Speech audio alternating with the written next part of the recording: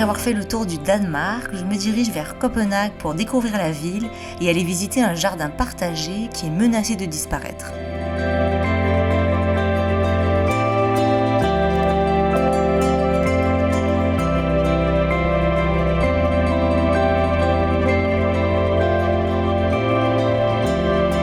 Allez, on lâche pas là.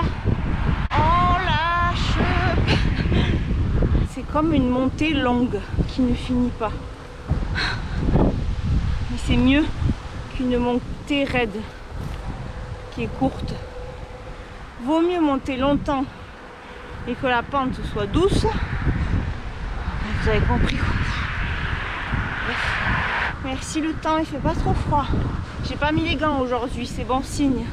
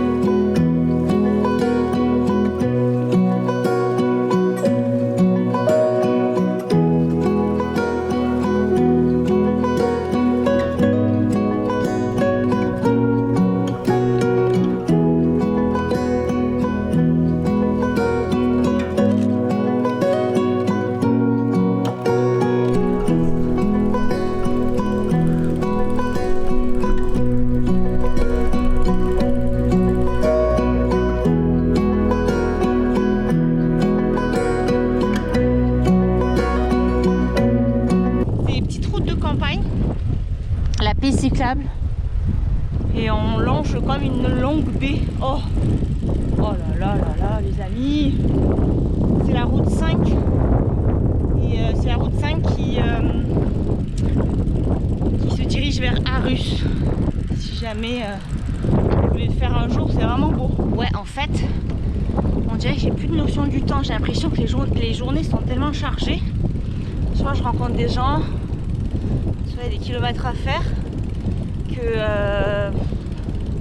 j'ai l'impression que ça passe mais tellement vite que je vois pas le temps passer. Alors que quand je suis à Montréal et que je vais travailler, ben je vois plus le temps passer, mes temps. J'ai la sensation de la journée. Là, j'ai l'impression que je me réveille à 7 h, mais ça file à une vitesse. Il est déjà 9 h, qu'il faut que je m'en aille, que je pacte mes affaires. Putain, pourquoi je parle à chaque fois que je suis dans une montée? Mais c'est fou ça. Attendez, il faut que je passe la vitesse. Oh là là.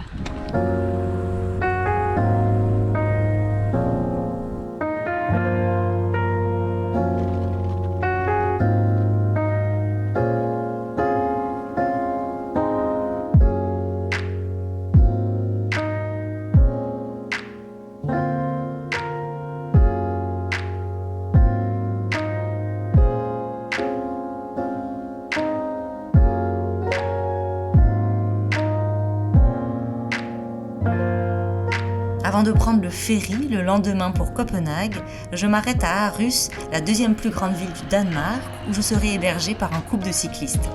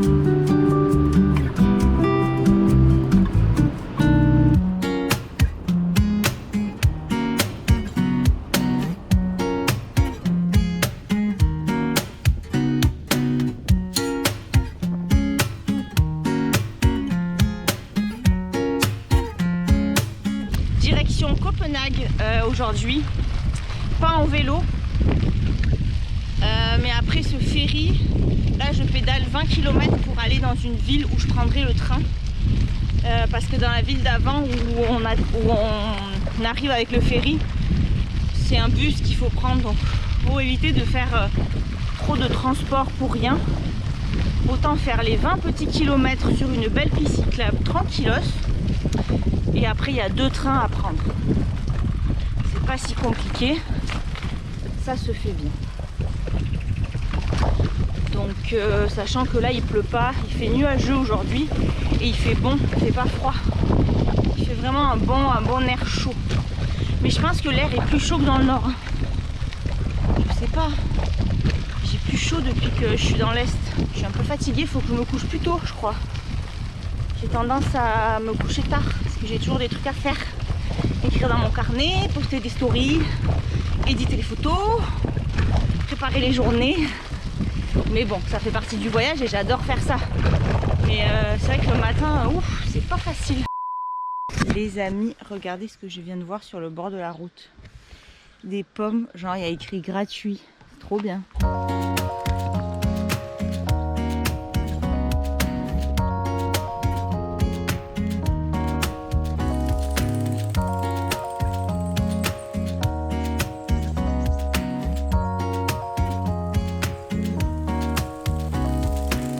Oh man.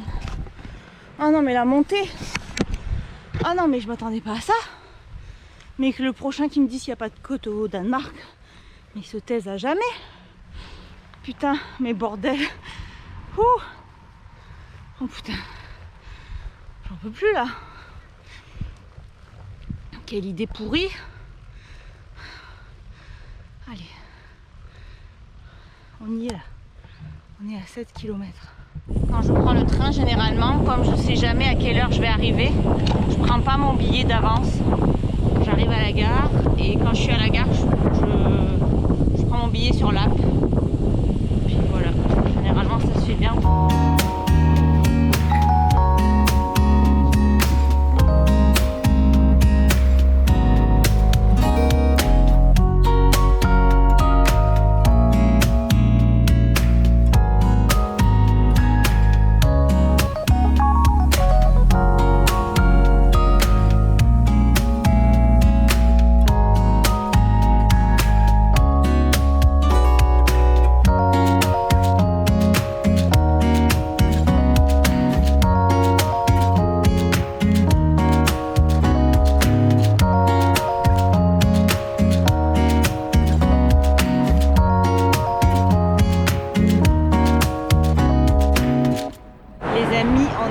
Copenhague, c'est ouf. Non mais je tourne la tête de chaque côté, je fais oh là là, oh là là. Maman, mais c'est tellement beau, putain. Oh maman. C'est mes réactions en ce moment.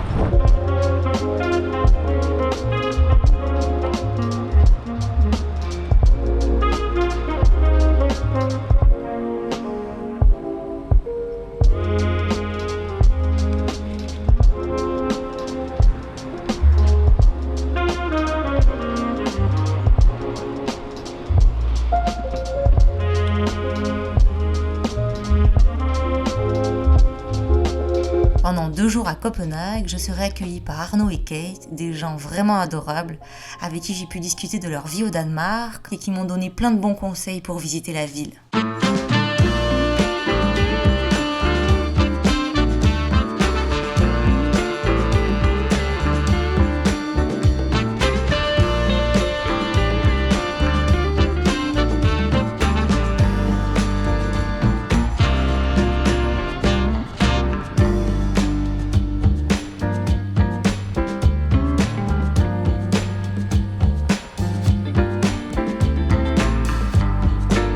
maybe this one, and maybe this with chocolate. Bon matin les amis, il fait pas trop froid, il fait nuageux, mais il pleut pas donc c'est parfait. Ça va être chill aujourd'hui les amigos. Mais déjà, je sens que la vibe de la ville est vraiment chill comparé à Amsterdam. Oui, il y a beaucoup de vélos, mais c'est hyper chill. Il n'y a pas 10 000 scooters qui te croisent ou tu as envie de mourir à chaque coin de rue.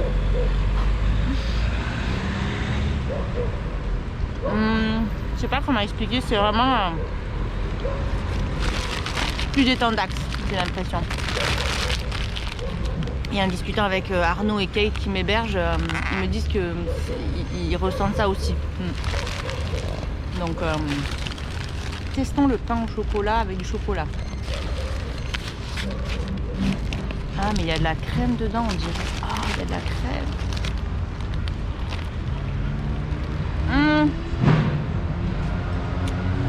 Il y a de la crème dedans, mais pourquoi ils rajoutent de la crème dedans? C'est quand même bon.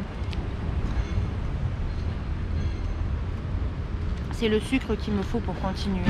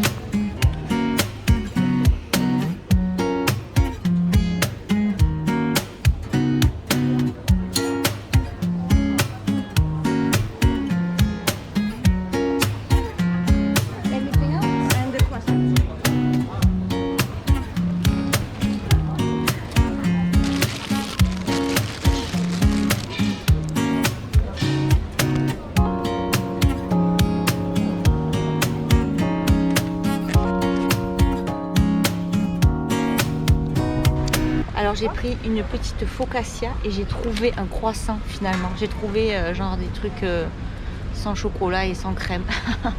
Ça va être ça le lunch.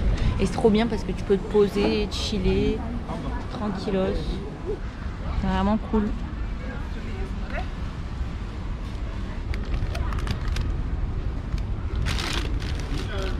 Ah ouais, c'est costaud le truc, hein. Merde.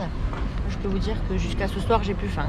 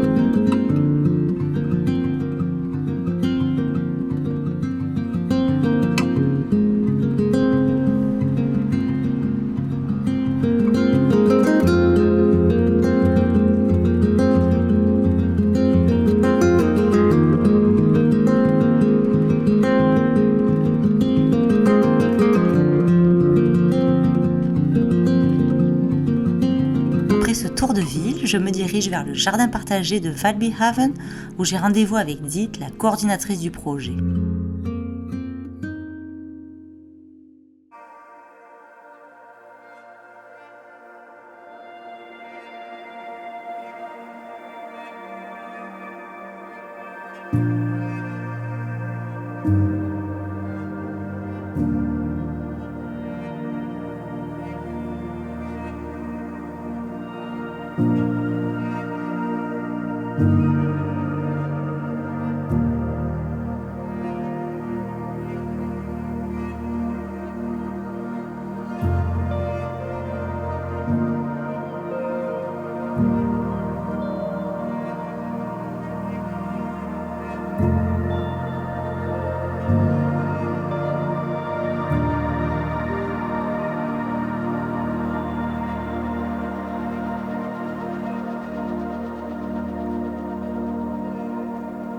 This neighborhood is Valby. It is a part of Copenhagen, but it's like one of the outer part of Copenhagen. The garden is called Valbyhaven, which means like Valby Garden. It is like a free food producing place for everyone, and also it's starting to make berries and starting to make pears and apples and things people like. And we really see that people come here and harvest stuff. So that's also a part of giving back to community, that people can come here and have free food, in fact.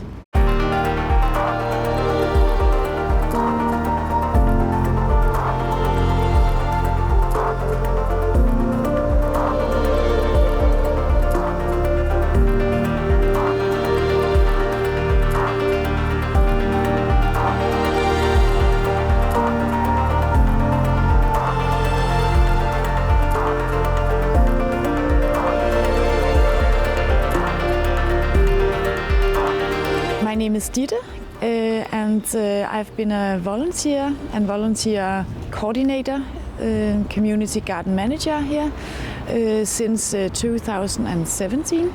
And what we mostly do is make monthly garden days. So that's one of the coordinating roles I have here. Planning the day and also just managing what needs to be done here. But also, as you see, there's boxes with numbers, and people can have a box on their own and grow whatever they would like in a season. And then I also coordinate which boxes are for free and which one are taken.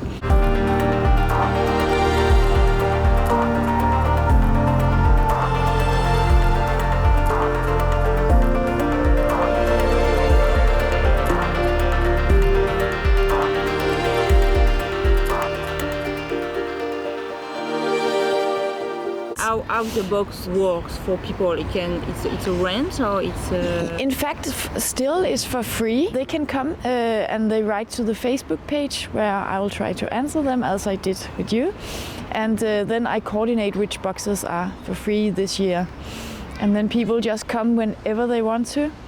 But there are some restriction on it, so you need to be here in summer, all summer, and watering your box twice a week least, because everything dies otherwise. So it's really interesting that you in Montreal have heard about the garden, and so many local people don't know this offer exists.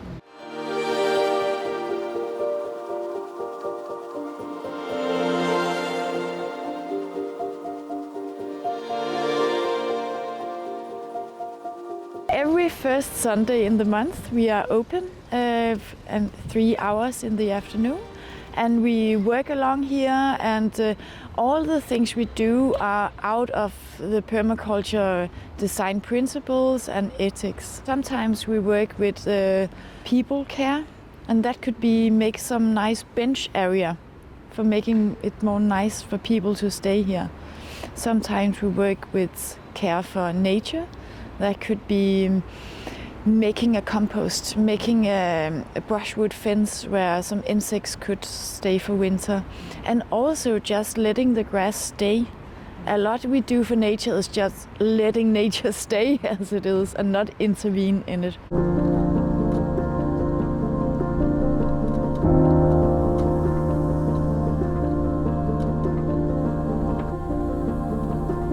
some of the volunteers made this little sweet plant exchange box here, where they are some very into food rescuing, and they have a lot of herbs they find in the supermarket, so they put them here. I can show you here. The system we designed after is called Food Forest, and it consists of like defining tree. Here's an apple tree.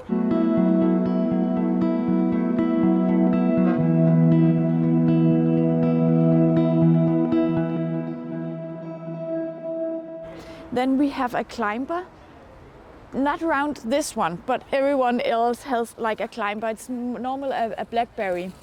Then we have a bush layer here on lower, which are gooseberries and blackcurrants, another blackcurrant. And then at the bottom we have a herb layer, which are mint. And then we have these kind of structural plants, we call them, which is this one. I think it's called comfrey in English. And that's accumulating with deep roots down in the soil. It's taking up nutrients. It puts it out in the leaves, and we chop it down in the autumn. Then it decomposes and it breaks down all the nutrients and give it back to all the food producing plants in the bed. It used to be a bike parking placed right there at this spot. We took it up, we took a lot of gravel up, we put back soil and we planted it. And now here we have a plum tree. We have again gooseberries, blackcurrants, and we also have a climber here. It's here, it's here, it's here. Here is the blackberry climbing up. And a lot of thyme here on the ground. And again, the comfrey. Yeah.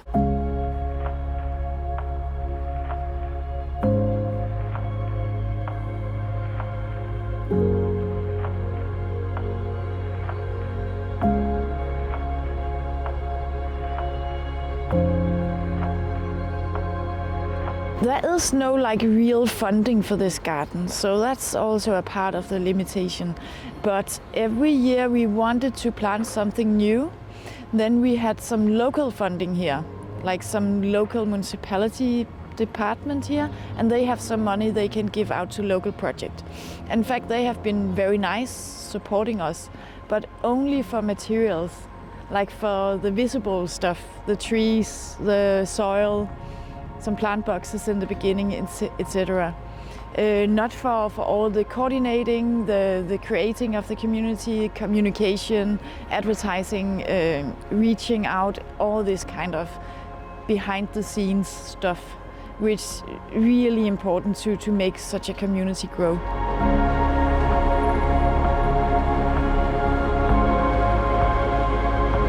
At the moment, it's not that they're just not supporting us. That's one thing which makes it hard. But now they have developed for years this plan about renovating the whole square. And in the setup, it's a good idea because it's very unused asphalt jungle. But they had at no point at this process taking any dialogue with us, doing all this work here for free on our own area, I would say, because we are the municipality and sometimes it feels really like they forget that. So they just made some architects plays with all the ground here without really engaging with us making activities here.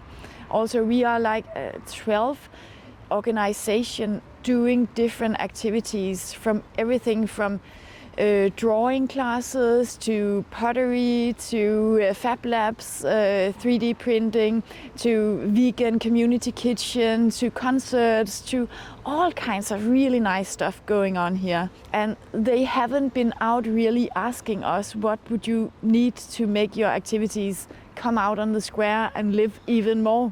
When we started to protest, they also just rejected us, like, yeah, we will hear you out, but nothing really changed about the project. So it's still a long way, it's still a fight to keep the garden, and also just try to make them make better design decisions.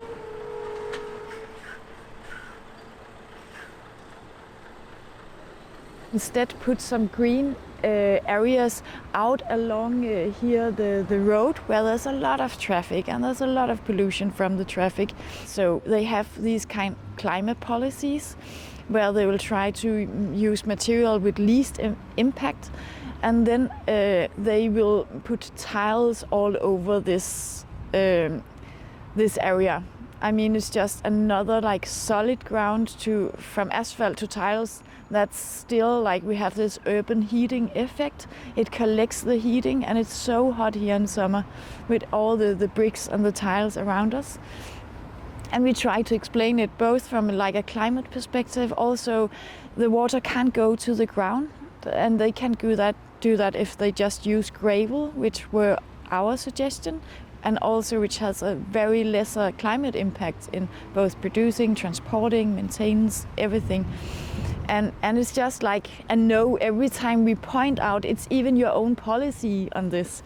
They have a strategy for urban nature, for biodiversity, and they want more of it, but they take down a project like this even if they have a policy for the opposite. And also they would put a 3-stock building up just right here in front of the garden, which will shadow not only on the square they are building and renovating, but also here taking all the afternoon and evening sun in the summer from the garden. So it's just so frustrating that there are not any consequences of even not following up on their own strategies and policies.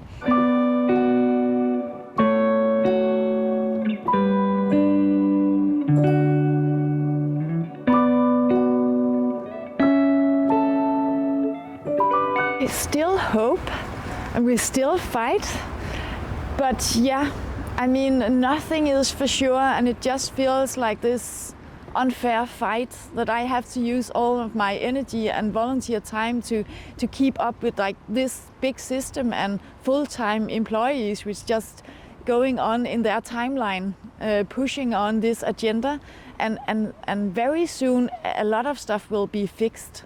And that's what we are like fighting against, not to have some influence before everything is set.